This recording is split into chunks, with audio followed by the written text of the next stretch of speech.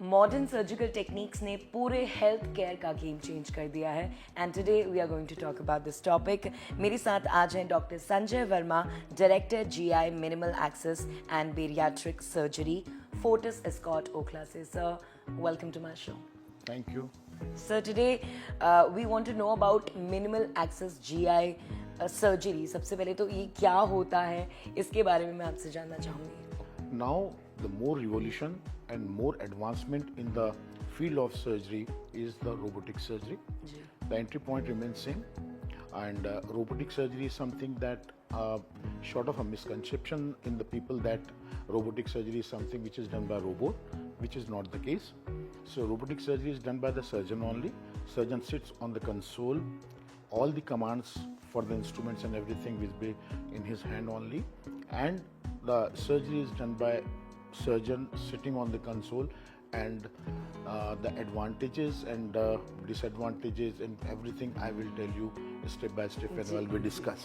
ये चीज़ सर जो आपने अभी मेंशन करी, मैं इसके बारे में भी आपसे, काफ़ी सारे लोग डरते हैं कि रोबोट्स करते हैं क्या सर्जरी, डॉक्टर्स नहीं करते। No, it is not like that. This surgery is basically a robotic assisted surgery. Surgery is done by surgeon only.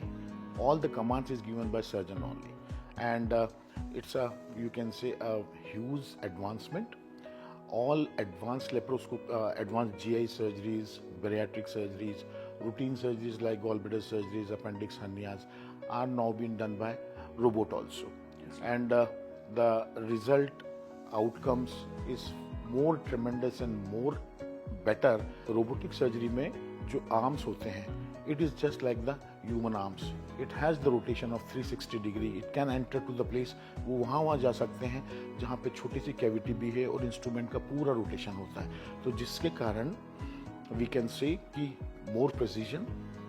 और इसका जो रोबोटिक सर्जरी में जो कैमरा होता है, इसका 3D विजन होता है, तो इसका 3D विजन होने के कारण एक एक फाइबर्स, एक एक एब्डोमिनल कैविटी की एनाटॉमी बहुत क्रिस्टल क्लियर होती है।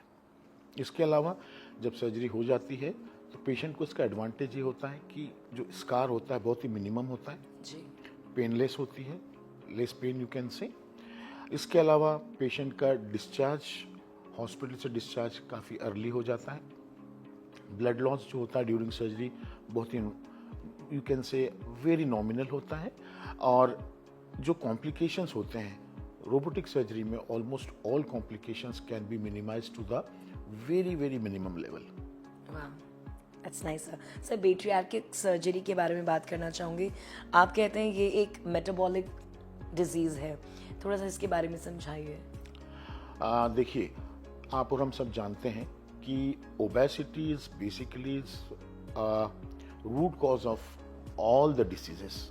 Right, obesity is the center through which all diseases spreads. जी, यदि पेशेंट ओबीज है तो उसको हाइपरटेंशन भी होगा, यदि वो पेशेंट ओबीज है तो उसको डायबिटीज़ भी होगा, यदि पेशेंट ओबीज है तो उसको स्लीप एपनिया, जो सोने में आप खर्राटे लेते हैं, वो भी होगा, फैटी लीवर भी होगा, लंग्स के इश्यूज आएंगे, फीमेल्स में इनफर्टिलिटी वाली जो इश्यूज हैं वो भी आते हैं। So obesity is basically a root cause of all the issues. Nowadays, obesity is considered as basically a disease, right, and we are treating that disease. By treating this obesity, we are treating so many other diseases which can happen because of obesity. Right. और sir, बहुत सारे लोग ऐसा सोचते हैं कि diet से या लाइफस्टाइल से चीज़ें मैनेज हो जाएंगी, काफ़ी सारे लोग की नहीं हो पाती हैं सर। देखिए क्या होता है, ओबेसिटी की भी एक ग्रेडिंग होती है, क्लासेस होती है। जी, एक नॉर्मल इंडिविजुअल का यदि 25 BMI है तो we consider him is a normal. If it is between 25 to 30, we consider that patient into obese category. If it is between 30 to 35, then we consider it in the category of super obese and all. Above 35 and 40, it is called as morbid obesity. So, for the individual, 32 BMI और इसके नीचे तक, if we can try with diet management, with our exercises, diet management, dieting also, and if the patient is comfortable in losing the weight and can maintain the weight, then it is good. But after certain BMI, that means it is 35 BMI and above, with comorbidities like hypertension, diabetes and everything is there, it is the indication for the bariatric surgery. Bariatric surgery का मतलब होता है weight loss surgery. Now the thing are, there are various type of bariatric surgeries depending upon the patient category, patient की age group, patient की other comorbidities we decide कि which bariatric procedure should be better for the patient. जी sir, कुछ myths भी जुड़े हुए हैं इस सर्जरी से, वो कॉमन मिथ्स कौन से हैं सर, उन्हें भी थोड़ा सा आप तोड़ दीजिए आज। देखिए, मिथ ये है कि लोगों के दिमाग में ये आता है कि सर्जरी करने के बाद पेशेंट को कॉम्प्लिकेशन ज़्यादा होते हैं, पेशेंट को बहुत सारे ऐसे इश्यूज होते हैं कि जिन लाइफ टाइम में वो खाना नहीं खा पाता है या एक लिमिट के बाद खाना नहीं खा पाता है, वेट लॉस होने के और बहुत सारी चीज़ें ऐसी होती है कि वेट गेन वापस हो जाता है पेशेंट को। तो ऐसा नहीं है। देखिए, मिथ तो ये है कि आजकल आपने एक चीज़ ये भी देखी होगी कि काफ़ी सारी मेडिसिन भी अवेलेबल हो रही है इस चीज़ के लिए। तो मेडिसिन के अपने इफेक्ट हैं, अपने साइड इफ़ेक्ट्स हैं, बट किसी भी चीज़ के लिए आप medicine for a long duration of time can not take it. आपने लिया महीने, 2 महीने, 3 महीने, 4 महीने, मैक्सिमम 6 महीने। आपने देखा होगा आजकल बॉलीवुड में बड़ा कॉमन हो रहा है कि मेडिसिन से वेट लॉस हो रहा है, बट उसके अपने साइड इफेक्ट्स भी होते हैं और ये तब तक होता है जब तक ये आपकी मेडिसिन कंटिन्यू है। But you need a sustain weight loss. जो आपने कर लिया उसके बाद you can leave a normal life. ठीक है। ओबेसिटी की बहुत सारे रीजंस होते हैं, मोस्टली इट इज एरिडोल काफ़ी होता है, हमारी डाइटरी हैबिट्स होती हैं जिसके कारण हम हमारा को मेंटेन नहीं कर पाते। तो जब भी कोई पेशेंट आता है उसका BMI को मेजर करने के बाद we always tell the patient that you try whatever the best possible you can try to lose the weight. Okay. That means this includes your dietary habit, this includes your exercises, this includes your dieting and all. Normally क्या होता है dieting में, ऐसा होता है कि आपने बहुत ही फोर्स डाइटिंग किया। सपोज आपने डाइटिंग करने के बाद आपने 20-25 किलो कम भी कर लिया, आपने एक लिमिट तक डाइटिंग कर सकते हैं, उसके बाद आपकी चीटिंग स्टार्ट हो जाती है। तो आपने जितना वेट लूज किया है, सपोज आपने 6 महीने डाइटिंग करके 25 किलो वेट कम कर लिया है, जब आप थोड़े से रिलैक्स हो गए, see human being is something that हम अपने आप को नॉर्मल सोशल एक्टिविटीज से ज़्यादा लंबे समय तक कट ऑफ नहीं कर सकते। हमारी सोशल एक्टिविटीज़ होती है, हमें पार्टीज़ में भी जाना होता है, हमें लोगों से भी मिलना होता है, तो हम डाइट का एक रिस्ट्रिक्शन एक सर्टन लेवल तक रख सकते हैं, उसके बियॉन्ड नहीं। सपोज आपने डाइटिंग करी, ये सब कुछ भी रहा, ठीक किया, आपने वेट भी लॉस कर लिया, बट जैसे ही आपने रिलैक्स हुए और आपने अपनी डाइटिंग को थोड़ा सा भी प्लस माइनस किया, तो जो वेट आपने लॉस किया है वो आप वेट रीगेन करेंगे। Scientifically it is called as yo-yo effect. Yo-yo effect. Yes. तो जितना वेट लॉस किया आपने ऑलमोस्ट उतना रीगेन होगा, प्लस भी होगा उसमें। नाउ आपने सब कुछ ट्राई कर लिया, आपने सब मेजर्स ट्राई कर लिए, then we come and suppose the patient comes to meet me, तो I will always tell the patient that there are two things.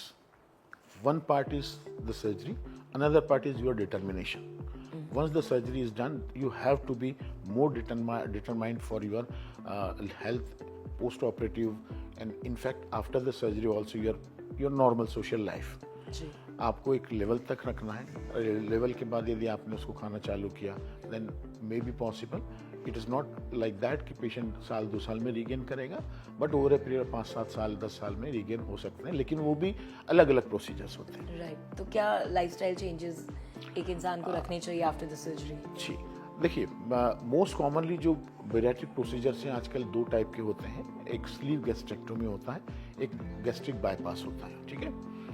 For young patient जो कि काफ़ी ट्राई करने के बाद भी वेट लॉस नहीं कर पा रहे हैं, जिनका BMI 35 एंड अबव है, and it is something, bariatric surgery something which is earn, patient should come to you and tell कि sir I have tried everything, now in spite of all the measures I am not able to lose the weight, then we consider that patient a probable and suitable candidate for the surgery. In sleeve gastrectomy, what we do, it is done laparoscopically or robotically, where the size of the stomach, suppose there is a stomach of 1 liter. By the advanced instruments, linear staplers and all, we reduce the size of the stomach to 100 ml. Okay. The capacity of the stomach is been reduced now from 1 liter to 100 ml. The thing will happen that since the size of the stomach is reduced, तो आप उतनी ही limit तक खा पाएंगे, आप over eating नहीं कर पाएंगे। Okay. प्लस जब सर्जरी करते हैं तो स्टमक के एक फंडस पे एक हार्मोन होता है जिसको बोलते हैं ग्रेलिन हार्मोन। ये ghrelin hormone is basically responsible for our satiety, हमारी हंगर की क्रेविंग, उसके लिए होता है। वो पार्ट भी निकल जाता है। अच्छा। अब इसमें ये चीज़ भी होती है कि आपने सपोज सर्जरी के पहले आप 2 चपाती या 3 चपाती खाते, तब आपको फुलनेस आती थी कि हाँ अब मेरा पेट भर गया है, now I am happy and I have taken my complete meal. इस केस में आपको एक रोटी, एक चपाती है, उसमें आपको वही फीलिंग आएगी। It is not the dieting, you are eating your normal food, ठीक है। And we have not disturb the anatomy of our intestine and all, so we need not to take any extra thing to maintain whatever we have lost. So आपकी diet reduce हो गई। Diet reduce होने के बाद आपको ऐसा लग नहीं रहा है कि आपको ज़्यादा भूख लग रही है, बिकॉज वो now that stomach, small stomach will act as a reservoir, और जो एक्स्ट्रा फैट है बॉडी में, that will be utilised for the as a source of energy for you. तो there will be a loss of weight from head to toe, body का evenly weight loss होगा। तो we normally advise the younger generations, younger people who's not having so much of a comorbidities, the purpose is only to lose the weight, maybe you can say male female for marriage going age. So once the surgery is done, on an average 5 to 6 kg depending upon the कितना weight है patient का, patient हर महीने loss करता ही करता है।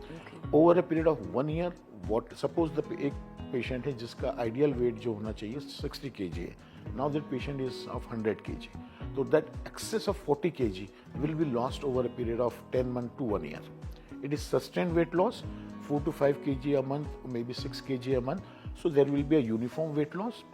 आपका body appearance and everything will remain like same in the sense, minus access wait जो है, and you will not feeling a weakness. After the surgery, there are the few regimes which we advise the patient. For initially 4 to 5 weeks, we tell the patient to be on a liquid diet. Whatever the calorie requirement is there, suppose 1500 to 1600 calories का हमने उसको fix किया कि हर day में उसको लेना है, उसके लिए हम प्रोटीन पाउडर्स वगैरह भी एडवाइस करते हैं। After 4 to 5 weeks, semi solid patient लेता है for another 4 to 5 weeks. Once this period is completed, then patient can have the normal diet.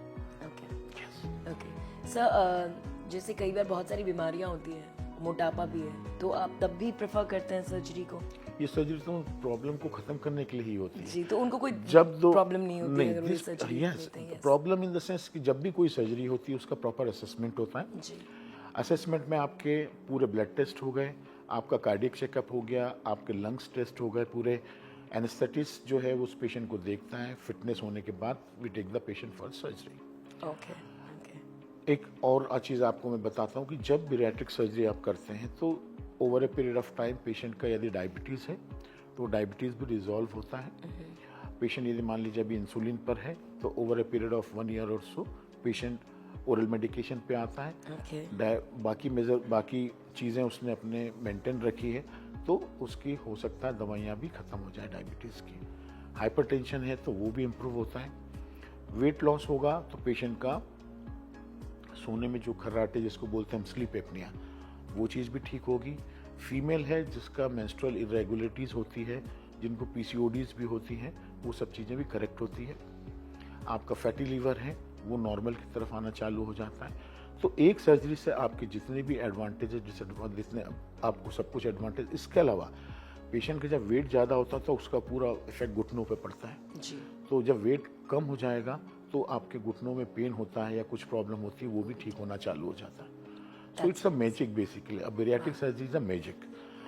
Another category of surgery which I was telling you about was the gastric bypass. इसमें भी हम क्या करते हैं, stomach के size को कम करते हैं और स्टमक की 150 सेंटीमीटर की लेंथ जो होती है स्टमक के साथ की, उसको हम बाईपास करते हैं, जिससे पेशेंट खाना खाता है उसका एब्जॉर्प्शन टाइम जो है वो कम हो जाता है और जिसका एक्सेस जो बॉडी का फूड एब्जॉर्प्शन जो होता है वो डिलेड हो जाता है या कम हो जाता है, जिससे भी वेट लॉस होता है। और बाईपास वाला जो प्रोसीजर होता है इससे सस्टेन वेट लॉस होता है।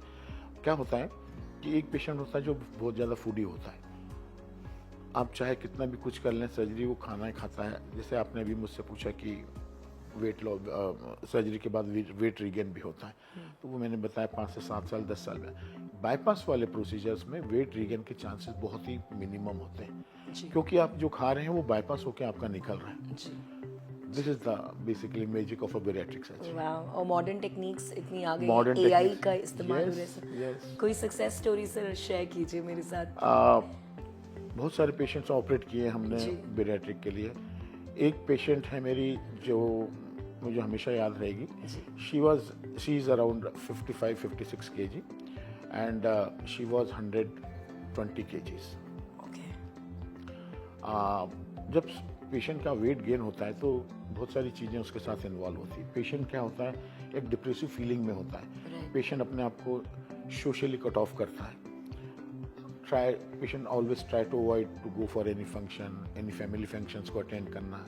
यदि आप ऑफिस में हैं तो आपको ऐसा थोड़ा सा फीलिंग आती है, एक short of a complex feeling आती है, डिप्रेसिव फीलिंग आती है। उस पेशेंट की सर्जरी हुई। उस पेशेंट का उसका वीडियो भी है मेरे पास, मैं आपको दिखाऊंगा। That patient lost almost like 60 kg she lost in 1 year. She Wow, was 60 very kg. happy. She was very happy. She used to come to meet me every 3-4 months. उसने अपना एक वीडियो भी बना के मुझे भेजा था। हम लोगों ने एक वीडियो भी उसका शूट किया था। एंड उसने उस खुद की सर्जरी के बाद मेरे पास कम से कम 4 मरीज उसकी फैमिली के और सोशल सर्कल के बाद भेजे। And she is one of the most happiest female, I would say, because she has started enjoying the life. Whatever the you can say depressive feeling what she was having, उसको उन सब चीज़ों से बिल्कुल हो गया। And she is actively involved in RWA, Resident Welfare Association की वो प्रेसिडेंट है आज किसी जगह। How sweet, you know, ये वेट लॉस से कितनी सारी चीजें रिलेटेड होती है, your career, your personal life, Absolutely, everything. absolutely. See, everything starts from your own. Yeah. If you are having a feeling of well-being from inside, you can do a lot of things. जी, If you are depressed, yeah, if you are not feeling to do anything, then whatever measure you try, you cannot do anything. right. और जितनी भी modern techniques हैं उन्होंने सब कुछ simple कर दिया, आप जैसे Absolutely, बता रहे थे। absolutely, कोई absolutely. स्कार्स नहीं, नथिंग एंड इसमें सर्जरी होने के बाद भी over a period of time patient को स्कार वगैरह सब खत्म हो जाते हैं। Patient doesn't feel like. अच्छा, दूसरी चीज़ ये भी होती है कि बहुत से पेशेंट ऐसे होते हैं जो कि हमेशा ये बात मतलब दिस इज द कि वो आके बताते हैं कि वी डोंट वांट टू से एनीवन कि हमारी कोई सर्जरी हुई है। राइट, ये भी एक चीज होती है। So absolutely, yeah their privacy is always be maintain. जी जी जी। Thank you so much sir. You want to add something जो मैंने कुछ इसके अलावा मैं बताऊंगा कि I am heading as director minimal access. Minimal access का मतलब हो गया हमारी लेप्रोस्कोपी को, रोबोटिक सर्जरी, बैरिएट्रिक का आपको मैंने बताया, एंड जीआई सर्जरीज। इसके अलावा जो गॉलब्लैडर सर्जरीज होती हैं, हर्निया सर्जरी होती है, हर टाइप के हर्नियाज, अपेंडिक्स वगैरह हो गया, हाइटस हर्नियाज हो गया, तो इनको भी आजकल होता ही है कि पेशेंट जो सर्जरीज आप लेप्रोस्कोपी से कर सकते थे, now we can do it with robotic surgery. जी रोबोटिक सर्जरी सुन के लोगों के थोड़ा सा दिमाग में आता है कि डर लगता है कि रोबोट, वो चीज़ मैंने आपको हाँ बताया जी, कि वो डॉक्टर ही करते हैं। It is done by doctor. हाँ, इसका एक थोड़ा सा पेशेंट में हेजिटेशन रहता है कि कॉस्ट एडिशन होता है इसमें, लेकिन यदि वो कॉस्ट एडिशन होता है तो उसको मैं एक चीज़ से सिंप्लीफाई करना चाहता हूँ कि सपोज आपने सर्जरी कराई है और आपका स्टे 4 दिन का है, तो आपकी कॉस्ट ऑलमोस्ट उतनी ही बैठेगी। और यदि सर्जरी कराई रोबोटिक से और आपका स्टे 2 दिन का रहा, तो वो एक्स्ट्रा अमाउंट जो है उसमें यू कैन से बैलेंस हो जाता है। राइट। बहुत सारी इंश्योरेंस कंपनीज रोबोटिक सर्जरी का एक्सपेंसेस देती हैं, जी। बट कुछ कंपनीज होती हैं जो कि क्वेरीज डालती हैं, बोलती हैं कि why to go for robotic surgery. So I would like to say this thing that it is not the choice of the insurance company, not the choice ki we'll give for the laparoscopic only, not for the robotic only. This is basically all these things are done for the benefit of the patient. Right, right, Whatever is beneficial to the patient, we should go for that. right. And when it is coming from the expert, आप बिल्कुल इस information को आगे share कर सकते हैं। Thank you so much. Thank you, very nice to be with you, और धन्यवाद, बहुत बहुत धन्यवाद आप सब लोगों को।